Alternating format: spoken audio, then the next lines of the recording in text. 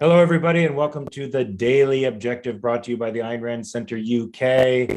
And today we have the TV Talk family in an unusual spot. Usually we're on Fridays, but today we're on Monday because my wonderful partners in crime, Jack Schumann and Jennifer Bouani, are at the Cannes Film Festival.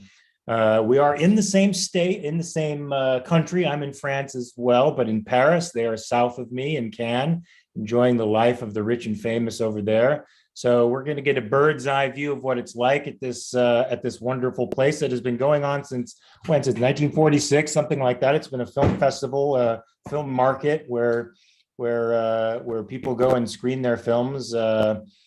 For producers and buyers, and where people in the business what's not the word integrate, but the what's the word I'm looking, network with each other and hang out and make business deals and all that kind of stuff. So this is sort of one of the hearts of Hollywood, and they're right in the middle of it, in the thick of things, living the Hollywood lifestyle now. So we're going to get the skinny from these guys on what's going on.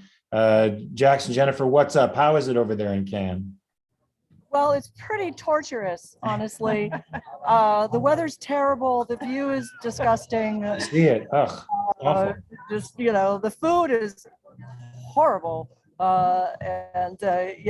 It's really hard work. Really I know Johnny Depp can't be there at the moment. Johnny Depp can't be there at the moment because he's in trial with Amber Heard. Are you upset about that? That's right. That's right. But Woody Harrelson is here, and Eva Longoria, and I believe Julia Roberts, none of which we've met yet. No. Oh, wow. Woody's the guy you want to be around if you want a little sativa or indica bud, if you want to enjoy your stay at the Mediterranean in high style with a little bit of cannabis. I think he's one of the well-known stoners of Hollywood, but maybe I'm wrong about that. Maybe I'm just passing on a rumor I shouldn't. So sorry, who is this again? Woody Harrelson. Oh yeah. Sorry, Woody Harrelson. Yeah, sorry, the audio is a little tough. We'll give you a tour. We're at the American Pavilion, so every country has a tent right here on the beach. Mm. And the Marché du Film. And so what I'm going to show you is that all those tents are different countries, and we're at the American Pavilion. Here you can see they're having a little party tonight, which makes it hard to see. And this is Frank Sterling, part of our party. He's hanging out with us, and he's been going to Cannes for 20 years, and he's giving us all the tips. Oh, fantastic. Have you been visiting any other country's tent? We have. Mm-hmm. Whom have you visited? Our visit, we went to the UK. Sorry, I'm getting my makeshift soundproofing here with which is my backpack up against the microphone. So yeah, we went to the UK. I think we went to Ireland. We've been to a bunch of other ones because a lot of the countries will host various panels at their tents. We're on what's called the Marché du Film. So Cannes has and I learned the proper pronunciation is to say Cannes. Yes. Not Cannes. Which you just said. No, yeah, I'm so used to it. Well, in the Niçoise, it's Cannes. So, anyhow, there's kind of like three different aspects to Cannes, which is it's the premieres, the red carpet stuff, right? That's where you get all dressed up in a gown and go to the premieres, and that's very, very difficult to get into unless you're, Brad Pitt or in the show, or you got a movie on the show, or you've got a movie in. The other aspect is the conference, which is like a big trade show. So there's exhibits, and then there's all kinds of production companies and distributors, and people that are obviously selling their services, trying to sell films. And then there's the conference aspect, which is where you've got a lot of representatives of production companies, distributors, heads of people from the government, representing various governments in the film industry of different countries. And that's really where you make connections kind of by going to these panels and then going and talking to introducing yourself and talking to the panelists afterwards, giving them your card, setting up a meeting. Jax is the queen of that too. Uh, She and Frank both. Yeah, Very we have no good. shame. So what we're doing here is we're talking about our new studio, Avanti Studios. We're kind of coming out of stealth mode officially at Cannes, and the studio is it's kind of a multifaceted studio production that covers everything from content capturing, production, post-production, distribution, display, and back end stuff. I'm sure I'm missing something, but it's a very it's really cool what our studio is doing. Look at you, movers and shakers in a studio over at Cannes. What'd you say, Mark? I said, look at you guys in a studio. It's our studio over in Cannes, moving and shaking. Yeah, it's weird. Yeah, we even have business cards, so it's official. You know, it's like, yeah. So we were definitely, but then what you do is you make these connections, and so that we're in the American Pavilion. The short name for it is AMPAV, and we have kind of red carpet access, which means we have but that's why it's not as loud as it could be, because we're in a special roped off area. But we come back here and we set up meetings with people and talk to them. We've met some really cool directors, great producers, writers, distributors, and then eventually, you know, we talk about the strike when it's appropriate to do so, which you have to kind of be careful about. When is it not appropriate to do so? So let me know. It always is, but you know, you have to also be mindful of what your audience is, and you know what reactions can be, because we are here representing the studio as well, and we have multiple other projects, not just the strike. So there are 2 other TV shows that Jennifer and I have worked, actually 3 other, and then from other artists as well who we've partnered, or who Avanti has partnered with. So there's a lot of content that we have available to talk to people about. Great. Have you found people in the American Pavilion more receptive to the strike or the idea of the strike, or less receptive than some of the other countries? It's not as much the American Pavilion. It's kind of more like the panels that have been that you know, that may be hosted, but they tend to sway a little more toward the left, and kind of focusing more on you know, sort of everybody's focusing on what's been going on in our culture for the last 2 years, and everybody's got their different spin on it. What we have found with the Europeans is that they're very focused on, we want great content, we want great stories. You know, the Americans come in and, you know, take all of our talent away because they pay them a bunch of money, and it's like, well, you know, yeah. But you know, it's a great opportunity for us, because you know, our studio has you know, a presence not just in Europe but internationally as well. So it's really, that's why Cannes is such a great networking place, because you've got people all over the world that are coming here. There's apparently a lot of filming going on in Paris. My wife has been telling me about a lot of English speaking productions that have been going on here. So definitely Europe is trying to attract good filmmaking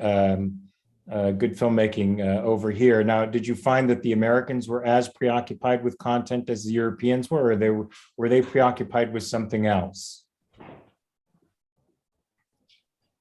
Can you say? Why are you looking at me? They were probably, I don't want to talk the whole time. I'd say they're probably more preoccupied with political situations, but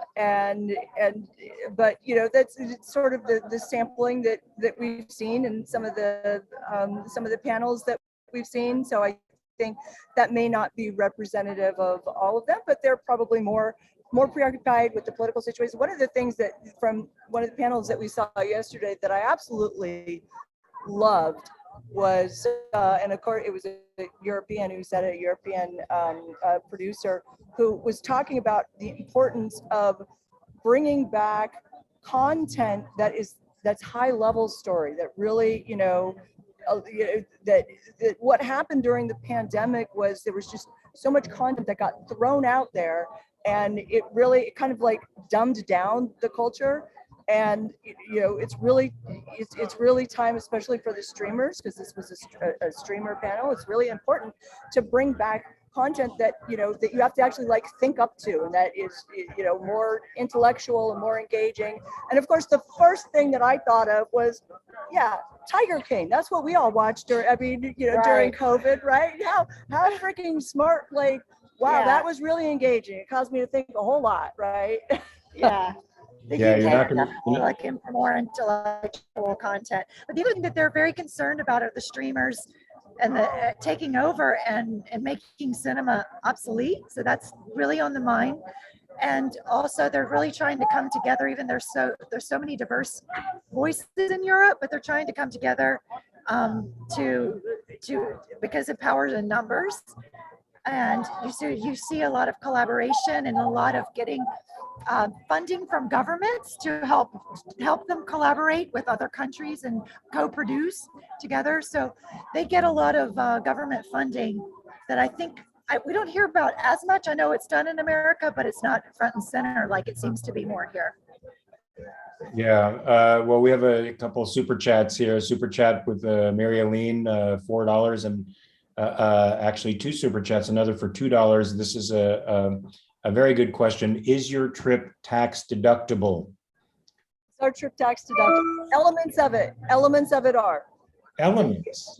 The non-reimbursable elements are for sure tax deductible. What are non-reimbursable elements? Shopping for gowns. No, I'm kidding. Is that the trip itself has to be somewhat deductible, does it not? Well, the expenses, yes, but what we're getting paid to be here is income, taxable income. Right. Yeah. Oh, wait, you guys are getting paid to be there? Well, look at you. Isn't that nice? Don't hate us. Most of us Don't hate us it's a because we're beautiful, vacation. Art. Hey, Apollo Zeus gave us £2. That's not Nikos, is it? That's not his stealth. His stealth. Oh, is that handle. Nikos? Is Nikos being Nikos stealth? Satirikopoulos. No, I don't know. I don't think it is. But we got £2, but no question, just a donation of £2 Oh, thank you so much. to watch you guys enjoying yourself over there in the So, country. Mr. Mark, so Mark, first of all, have you been to Cannes? I have not. I was invited 3 or 4 years ago, and I couldn't make it then. But I would definitely like to go. I think everybody should experience at least once. We'll get down there at some point. Who I've introduced you to, Frank says, the saying goes, life is short and Cannes is long, because a lot is going on, and it's a long 10 days. That's the other aspect of the festival that we haven't touched on yet, is the parties. Yeah. And the people that you meet at the parties. That's a lot of business gets done there. Yeah. A lot of partying gets done there, and connections, and that's where you form you're selling yourself. And when people can put personalities to names and finally be face to face again. And you see them hung over the next day, like, hey, how's it going? Here's some coffee. Let's talk about what we're talking about last night that we have no memory of, or whatever. Any interesting stories to tell? Let's hear some of the party gossip. Come on. Just between us. This isn't going anywhere else. Just nobody else is going to hear this. I had a horrible wardrobe malfunction last night. Like a Janet Jackson-esque wardrobe malfunction? Jax had this fancy outfit. It was a black tie event. Yeah, she had this like female version of a tuxedo. Cool. Neiman Marcus. Woo! She spent some money on it. And the moment before we were walking out the door, my button at the top of my zipper broke. Oh, yikes. and I had to use a bobby pin because the only safety pin in the house was one that I needed to tuck my lapel in, and so I had to put a bobby pin on. I'm like, all right, well, I should be okay if I just like don't breathe that much, and then I had to. So we went to this fancy party at this place in kind of like high, like up in the hills. That it took us forever to find it. Parking's horrible. No parking, but you walk down and it is like, I think we posted this. If you guys follow us on Instagram, we posted this to our, Jennifer posted it to her Instagram, and it's on mine as well, with this beautiful, beautiful view of, Olive Can and the sea. And so I had to like go to the bathroom, and so I go, and it's this like, big, like whatever, Villa. Victoria, like big stone villa. And then so I had these 3 diamond buttons, and then my middle button just popped off. and then my bra broke. And then your bobby pin. And then my bobby pin fell in the toilet. So Frank, we haven't really explained. Frank is like an amazing. He brought digital cinema into the world. Like he took film out of cinema and brought digital cinema. He's a big deal. But he's like, let's go to the Majestic. This is this great place to have drinks. and he was like, we really need to go now. And Jackson's like, gotta go home and change. I gotta go home and change. No, Frank's like, we really need to go now. Now's the time. And she's like, what did you say to Frank? Oh, well, I was like, how would you like it if your fly wasn't working and you didn't, and all the buttons on your shirt were popped off? Why don't you try and do that? Frank said, I don't care. It's Cam. I'm having a great time. You said, suck it up, Schumann. That's the way to do it. Well, it sounds like you guys are having a great time. I hope something happens over there that's extraordinary that you can tell us about in a few weeks. Wouldn't that be fantastic? Regina, by the way, just gave us €2. Thank you, Regina. No questions from any of our super chatters about what the experience is like over there in Cannes, but that's okay. Anything else? We're coming up to this sort of the end of the show. Is there anything else you wanted to say? Did you want to drop any hints about anything in particular before we sign off? Hold on. Somebody just fell over, or something just fell over. Okay. All right. Sorry. So an interesting story related to the strike, because I know that everybody, is very interested in the strike, is and here's the thing: from the moment you get on the plane, from New York to Nice, from the East Coast to Nice, to the moment you leave, you're on and you're networking, and you assume that that everybody is in some way. And so I had my seatmate. I was sitting in business class, and my seatmate, we were like these are like the new business class seats where they're like little pods. They look like little escape pods where you could just be like jettisoned out of the aircraft. And they have these, like, they're super like private, but they have these, really tall barriers between the two. And God, what was the TV show? Was it Tool Time, where the neighbor was talking over the fence, right? And so I'm talking over the fence with my seatmate, and I'm like struggling to hear him. And it turns out that he is he was a big Hollywood agent, and now he's forming his own production company with some coworkers. And and it was a relationship that I wanted to curate, right? So we exchanged cards and whatnot. But I wasn't going to bust out and talk about the strike immediately. I wanted to kind of get a lay of the land. And so several days went by where we would try and meet up and talk, and so he invited Jennifer and I to drinks with a big group of his people, where Jennifer ended up having a conversation with somebody where Ayn Rand, the topic of Ayn Rand came up. And she pulled me over and she's like, you have to, and I'm like, wow, okay. What a weird coincidence. Yeah, it was just like, and it wasn't something that either of us brought up. It was something that the other person brought up. And so So then I ended up kind of like the agent guy was listening, and so I ended up telling him, hey, well, you know, one of the things that I haven't told you about, like one of the pieces of content that we're developing is we're doing an adaptation, a TV show, limited series adaptation of a book by this author named Ayn Rand, and it's called Atlas Shrugged. And he was like, Atlas Shrugged is my favorite book. That's like, amazing. And he was like, and you guys are actually doing something where it's not negative? And he was super excited on about how Ayn Rand, he's like, how could anybody disagree with that woman? She is like in a culture where everybody is, you know, everybody's woke and everybody is, you know, trying to, you know, to elevate like the minority view. She was like the ultimate. She was the ultimate. And he's like, you can't read that book and disagree with it if you're a logical person, period. And it was just like, wow. Indeed, that's great to hear. Yeah, we're everywhere. We just need to get more connected with each other and network. So Allie Beard with $2 said, "Congrats, ladies. Why don't you all like the food?" I think Allie, they were joking. Yes, because the food is probably extraordinary over there. The food is some of the best I've ever had, Allie. France and it's on the First thing we Mediterranean. did was get baguettes and cheese and fill up our apartment with stinky cheese. Yes, the food over here is pretty doggone good. Jonathan Honig, thank you, Jonathan, for always being a faithful supporter. $2.99 from Jonathan. Ellie with 5 Australian bucks. I don't know what that translates into with respect to American dollars. She says, "What's on the schedule next?"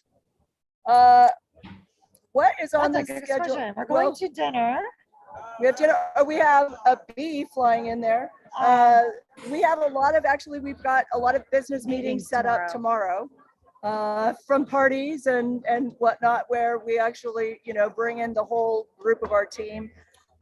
So, and then we're going to try to find some kind of movie to go. We have to, at least we want to wear our gowns somewhere. We've got to be able to wear our gowns. Yeah. So we're going to try to find, we missed Top Gun, unfortunately. That was like the day we were flying. They did some Top Gun. But we're going to try to go to Elvis. We want to go to the premiere of Elvis. So that's, we're going to work on that. And then we've got some other great dinner planned for tonight. So Mary Lee. Here's the thing though, is like, we're working from morning until, you know, from like 9 o'clock in the morning until 3, 4 o'clock in the morning. Yes, working indeed. Mary Aline gives us another $3. Thank you, Mary Aline. And Luca with 10 CHF. I don't know what that is, Luca, but I certainly appreciate you on social media. You've been an ally with me fighting for Alex Epstein and truth. That's a Swiss franc, of course. I should have known that. CH is Switzerland. I don't know what the CH. So it's a Swiss franc. Thank you so much. Anyway, guys, people, before we head off, because we gotta depart. You got to go party. I got to go hang out here and probably eat something with my amazing wife. But give everybody a turnaround there so they can see the sea, they can see the ocean, the area where we are. Look at that. There it is, the Mediterranean. Those are the tents for the other countries, the other countries. And this is the American section that you're seeing, folks, for all you who didn't get the turnaround at the very, very beginning of the show. So, there it is. It's pretty, isn't it? Isn't it nice? All right, guys. Well, have a good time. I want to make an announcement real quick. Upcoming shows at 9 p.m. UK time, HBTV with Harry Binswanger on refuting Saint Anselm, the ontological argument. Well, I just learned something just from reading that. I have no idea why this particular saint needs to be refuted. But I'm dying to find out. And if you guys know, the ontological argument for God, well, Harry's gonna tune us all up. I'm catching up on his shows. They are extraordinary, so you really, really should watch them. He's quite a philosopher, and he knows his stuff. So, guys, have a good time over there. We were we had promised our TV talk audience that we're going to do Ozark. And I'm going to try and do that during Cannes, but the timing just didn't work out. But we will be coming back, I promise, because Jennifer and I have finished all of the episodes. I don't know if you have, Mark, but Yes, he gave away the ending, remember? Oh, that's right. That's right. You're horrible, Mark. He ruined it. He's a spoiler. Yeah, that's the Don't title do of it my now. biography. Don't make Spoil sure it you watch now. all of it because we will be We spoiling. will be spoiling it. So we're going to be doing that. We're going to figure out a time over the next couple of weeks because you're in Paris, Mark, until the end of May. Is that right? So June 1st, yeah, and then I don't get back to Los Angeles until the 5th of June. So, Okay. all right. Well, guys, All it's been right. great talking to you. Have a great time over there in Cannes. I hope you guys achieve great things for the strike. Thank you, everybody, for tuning in to this episode of the Daily Objective brought to you by Ayn Rand Center UK, and we will be seeing you tomorrow. Peace. Bonsoir. Bisous tout le monde.